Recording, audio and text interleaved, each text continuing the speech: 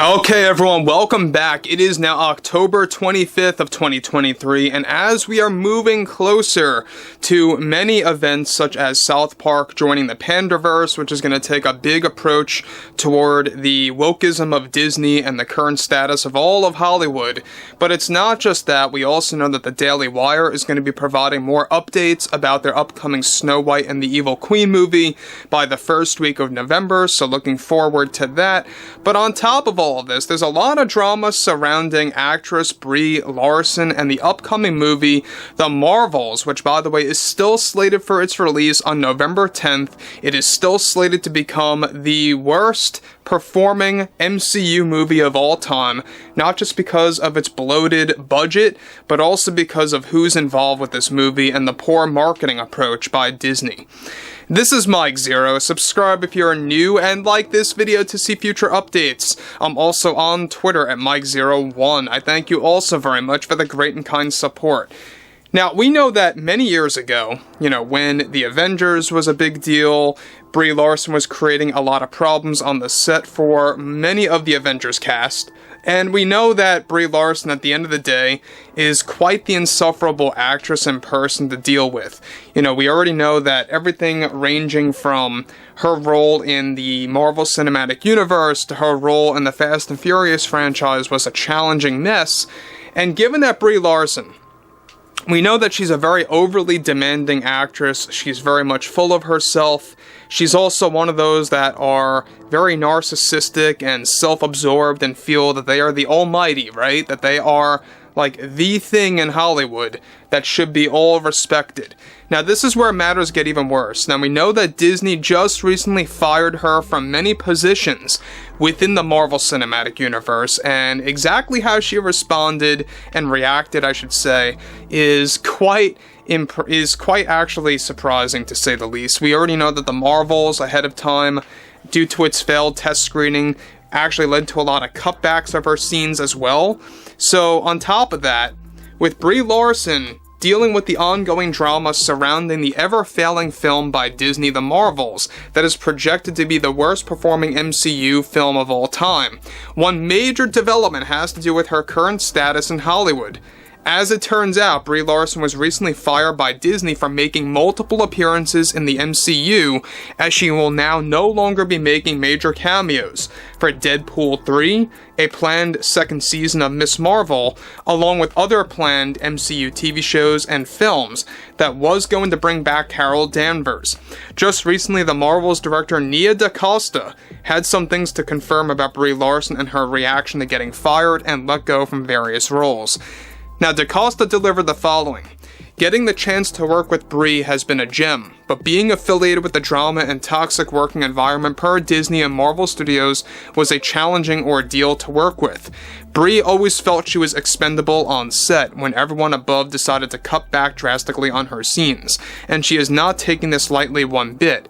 Sure, this movie is going to be our wackiest and silliest movie of all time. She recently had a serious sit-down with me over how infuriated she was with the audacity from the same studio making false promises all the time. I was supposed to be involved in a direct sequel to Captain Marvel, and this was shelved almost immediately and very recently, and Brie really lost it. She didn't know what to do, and I was really the only one to understand her place in this business when finishing up on post for The Marvels. Now guys, let me just pause here quick. I don't know if you knew, but we were supposed to get a direct sequel, like Nia mentioned, of the Captain Marvel movie. It was going to be a direct sequel focusing strictly on Captain Marvel / Carol. And that was all shelved, that was all cancelled, and due to her firing from Disney from multiple Marvel Cinematic Universe positions as an actress, just goes to show you that Disney is trying their absolute best to shift away from these actresses and/or actors that are nothing more than box office poison. Now, it's not just Brie Larson, I will admit, as to the reason why The Marvels is going to fail. It's because of the margin of the budget behind the scenes. We know that this is a very costly movie. They poured a lot of money and funds into this film that really were not necessary, mind you, at all. A fine example is look at a film like The Creator by Gareth Edwards. Only $80-some million went into that film, and it looks brilliant. It may not have the best story, but it is absolutely stunning. And when you compare this to Captain Marvel, or should I say the Marvels, that includes Captain Marvel, it is in the hundreds of millions. And it went well above $300 million at the budget for that movie. And it goes to show you that they bloat these budgets for no reason whatsoever, and it goes to show you also that Bob Iger has no clue what he's doing as a CEO, and his leadership skills are getting worse every single month that passes by. But moving on, apart from what Nia DaCosta had to confirm, Brie Larson is already reportedly gathering her agent and manager to make serious negotiations in a desperate attempt to get the Disney heads and Marvel Studios to reinstate her cameo scenes in the MCU, as this is the backbone of her career. Larson is already running, get this, to Kevin Feige behind the scenes to reason with the bigwigs on her behalf to get a deal going on. Of course, this will most likely work to no avail. Brie is also already planning to call out many of the Hollywood studios once the SAG strike comes to a conclusion about her firing, much like Rachel Zegler's situation at Disney, in order to bring attention to her view of how Hollywood is so unbearable and unfair to the modern actress. This comes also in the wake of Universal Studios dropping Brie Larson from Fast and Furious 11 and 12, aka Fast X Part 2 and 3 as Mr. Nobody's daughter. She is already making demands to the Disney heads to reinstate her role in Avengers Secret Wars that she too was recently dropped from. Without the MCU, of course, Larson's career rests on Nissan commercials, which Nissan has already started to actually dial back on her presence in those commercials promoting the Nissan Z sports car vehicle.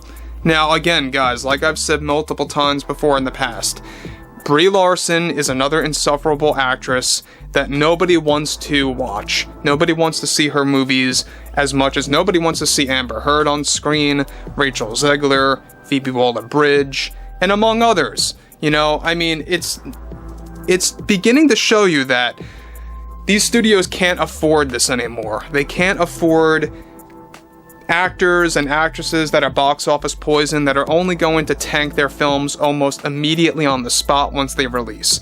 And it's at that very given moment where, you know, you begin to wonder to yourself, is this going to be the slow, ever-evolving process to Hollywood turning the tide? Who knows? I don't think so. I mean, I think that this is just Disney being very desperate and in a phase of panic on what they really need to do to just kind of save this movie at all costs and save the MCU at all costs. A lot of people are running away from superhero films in general, even with the DC universe. So I would like to hear what you all have to say about this ongoing fiasco below in the comments. You know, what do you think about Brie Larson as an actress? And if you guys did enjoy the content for today, make sure to drop a thumbs up on this video to support the channel, and I will catch you guys later.